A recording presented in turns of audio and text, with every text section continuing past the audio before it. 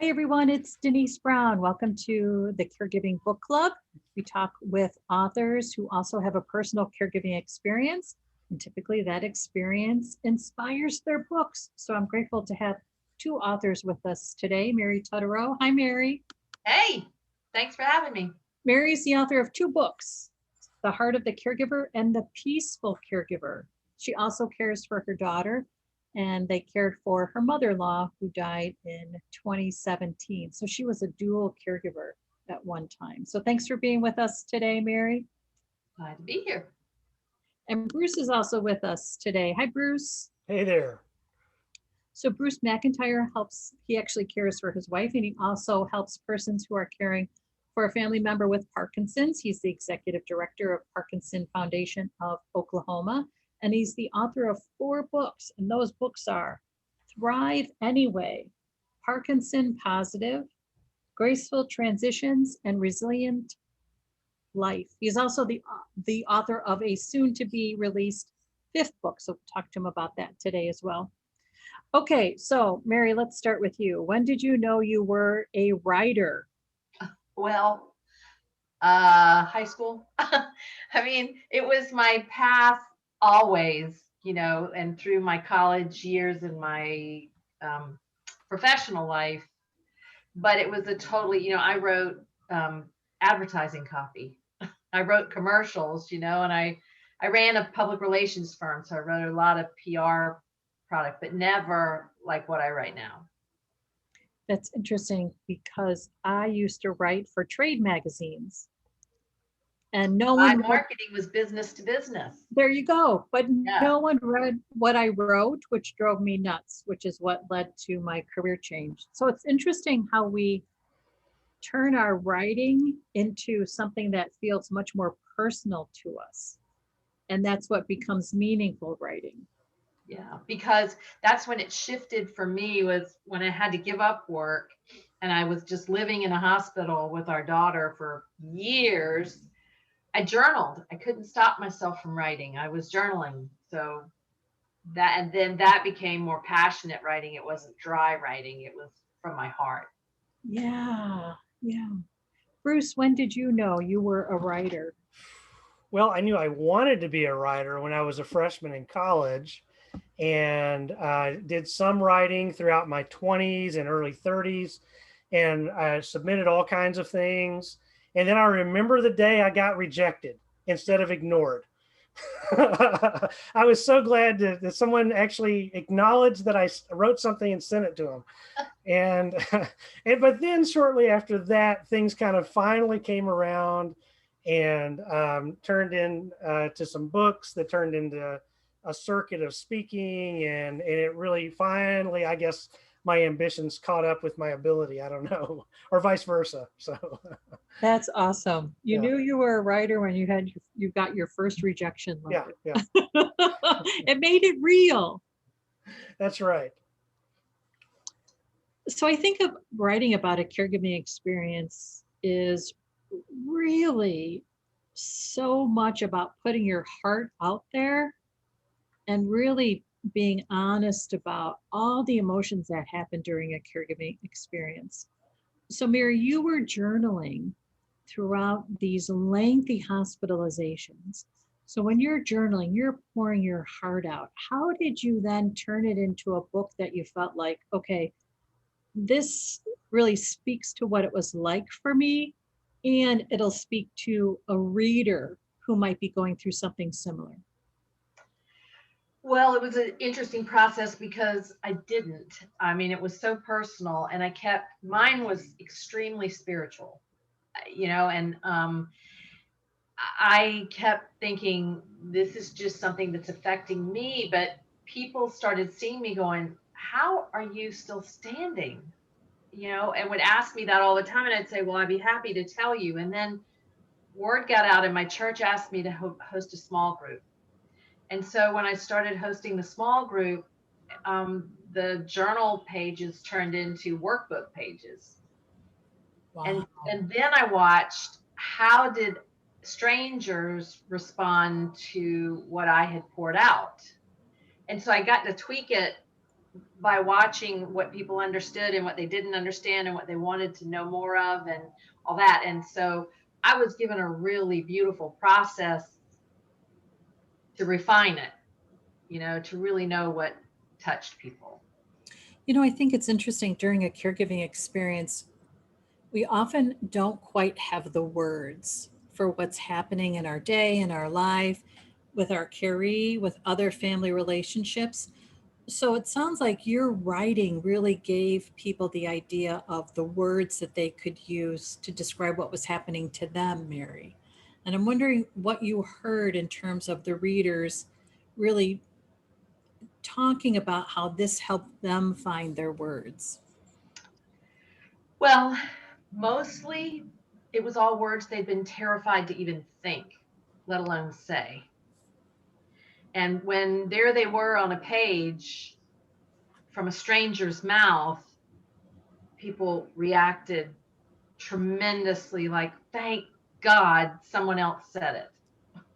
You know, things like envy and shame, and, things like, I don't enjoy a good relationship with this person I'm caring for, and I hate every minute of it, and those kind of things. Um, I think that's what I'm the most blessed to be able to hear, is people opening up and saying, I was afraid to even think these thoughts, let alone say them out loud and in front of other people. Yeah, the permission to identify these emotions as normal rather than a judgment of self, that I'm a terrible person because I'm thinking this. It's instead, I'm a normal person going through a really terrible experience. And that's why I feel this way. Yes. Yeah. Yes. Mary, I really like what you said there, really about the giving permission, which is so important, but also giving voice to words that people maybe didn't even know they thought or didn't know they could even articulate. So that's a beautiful thing when you can give voice to what's stirring around inside someone. Yeah. Yeah. Absolutely. So, what was something that you gained insight to, Bruce, when you were writing that you didn't realize until you actually wrote it? So, a lot of things, I don't know if this sounds great or terrible, but it's just the truth. Um, I, every book I've written has basically been information I have personally processed and found helpful to me, and on my base assumption is that if these are things I've discovered and learned from other people along the way, and I formulate them into my own mix and then present them as the way I think about them, it's going to be helpful to someone. There are some other people out there that think like I do, and I've definitely found that to be the case. But so as far as the discovery, it's being at one level thinking of these models that you learn along the way from a very academic point of view, but then when you apply them to yourself before you talk about them to someone else, they're not just an academic exercise, it's a cathartic exercise, and it's often a breakthrough at a whole different level. So I always say I'm not speaking about or writing about anything that I haven't done for myself. I won't ask you to do anything I haven't.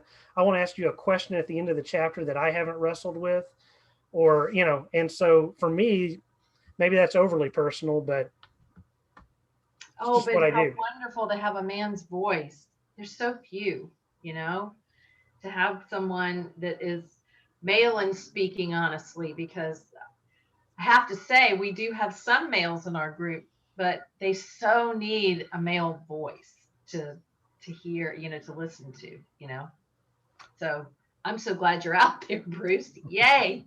I'm glad to meet you. But if I could, Denise, real quick, I actually had a moment when I was writing this. Can I read a short paragraph out of my book, one of my books? That I didn't write it. It just poured out of me. And I was like, and every time I teach it, I go, I didn't say that. It just was something that needed to come out of me. And it just flowed so powerfully. And I should have marked it before we got going with this. But it was basically, I can't find it immediately. I'll just tell you what it was. And that was, we're not meant to recover from this.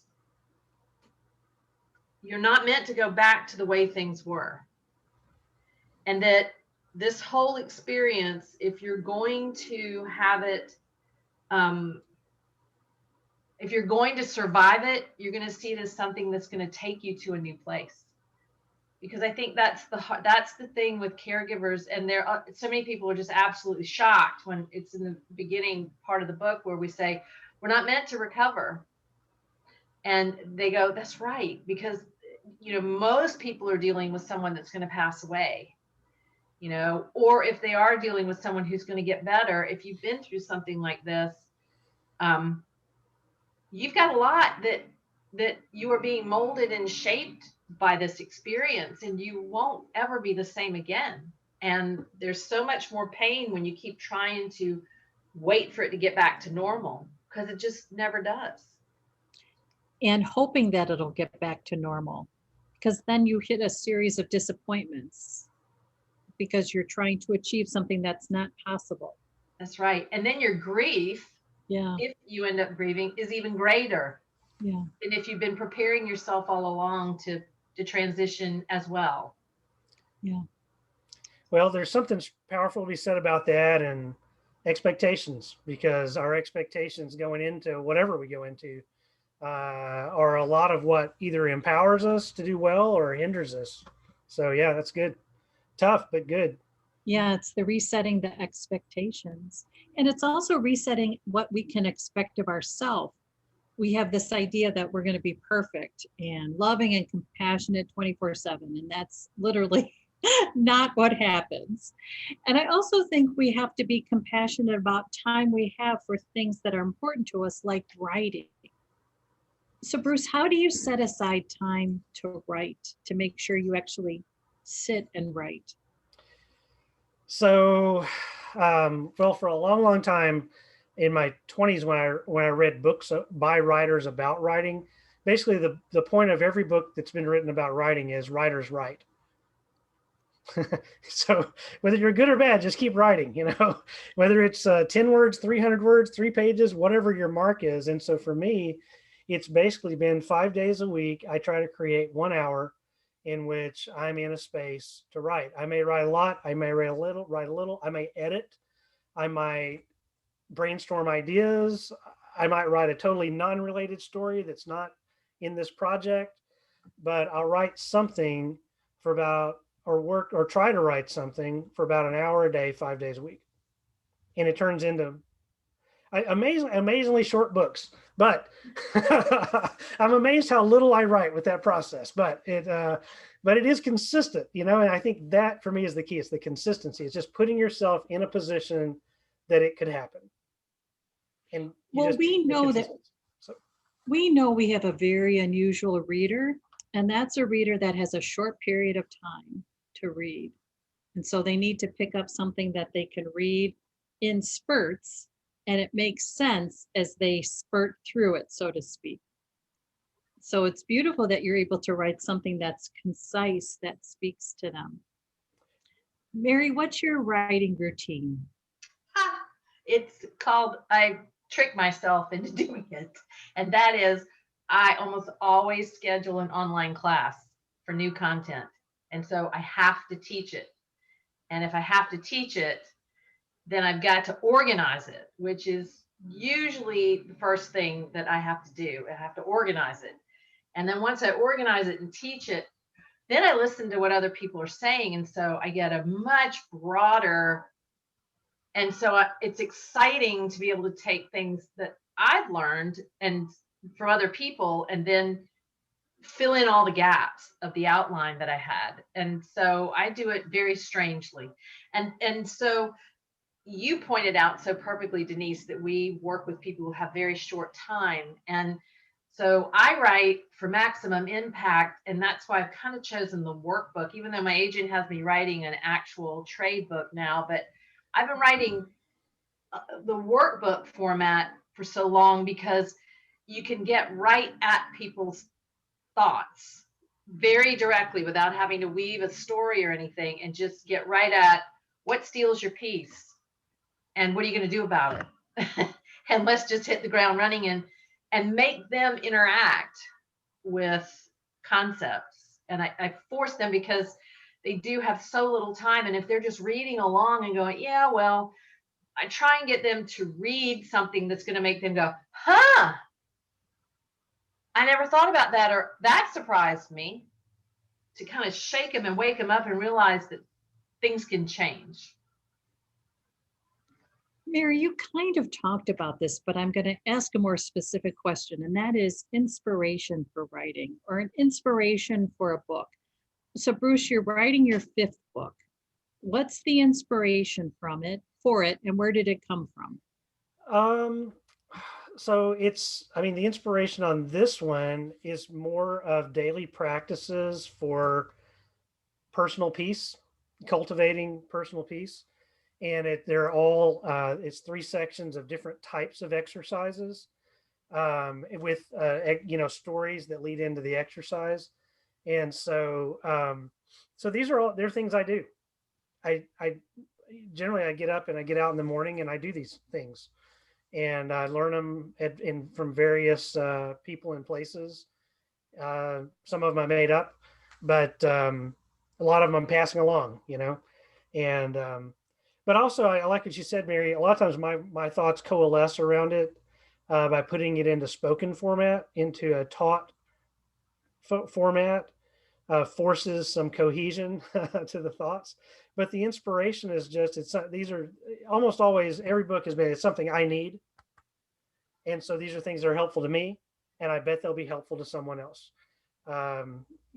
Personal life mission is to inspire, encourage, and help as many people as I can. And so this fits in. And so that's it. Wow. That's awesome.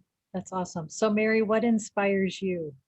I guess there's 3 things. One is my spiritual journey, and I hear things in my own spiritual studies and stuff that really stretch me and take me to a new place. And I think, I wonder if this speaks to my readers, my class participants, stuff like that, and I throw it out there.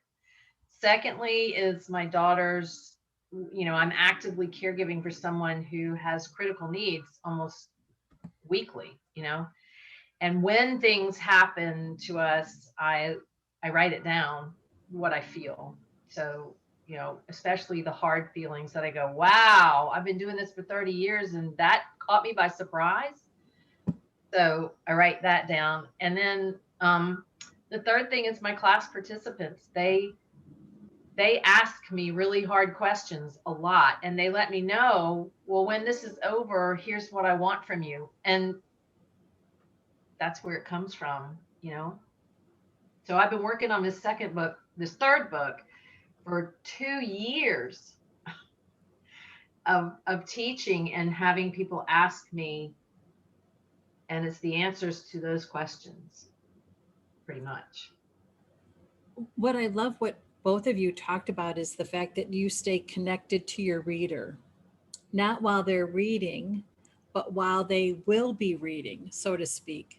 So you're thinking about, what are they experiencing now? What do they need? And how can you provide that through a book? Yeah, Denise, in my role as the CEO of the Parkinson Foundation of Oklahoma, right through my window of my office here is a lobby. And I always say the lobby is my caregiving lab. Of course, minus COVID period, but we actually now have people coming back into our office again.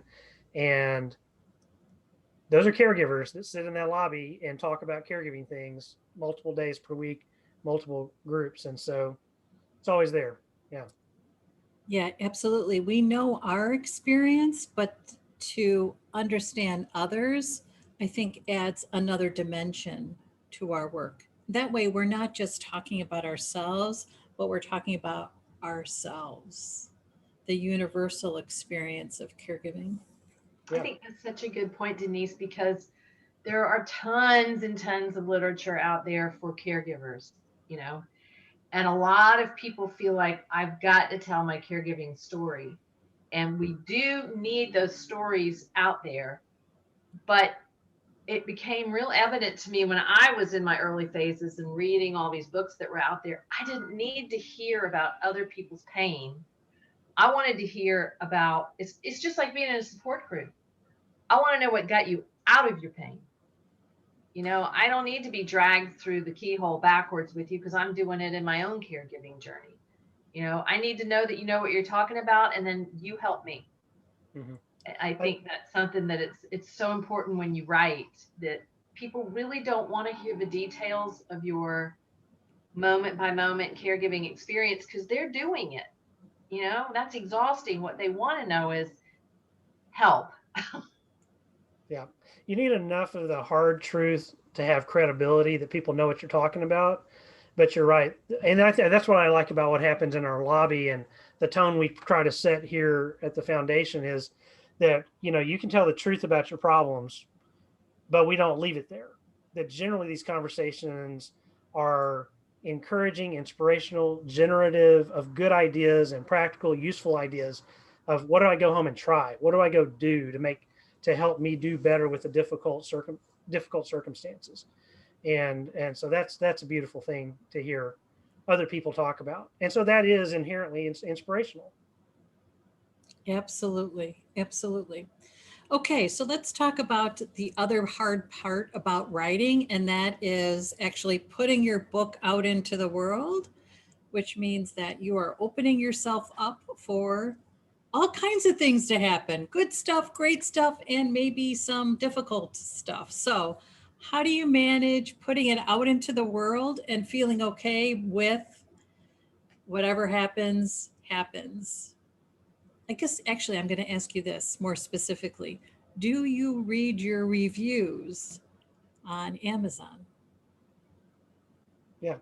Okay. All right. Okay. So you both do. Okay. And do you have to steel yourself to read your reviews?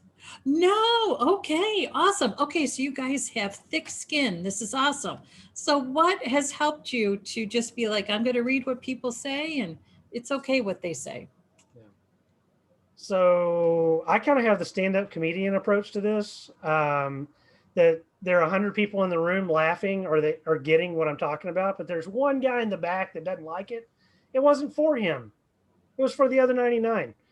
So be it. I'll give your money back. Whatever. Move along. Throw the book away. Fine. Okay, so it's not for everybody. Or we speak at a conference, and a lot of conferences will send you back the reviews on your talk. And those also 99, they're great. And then there's the one, and you stay up all night like, oh my goodness, I can't believe someone said that. But over the years I've come to be like, yeah, it's the one. Yeah, It's the one. it's okay. It's the one. There's going to be one, or there's going to Yeah. be a small percentage. It's all right.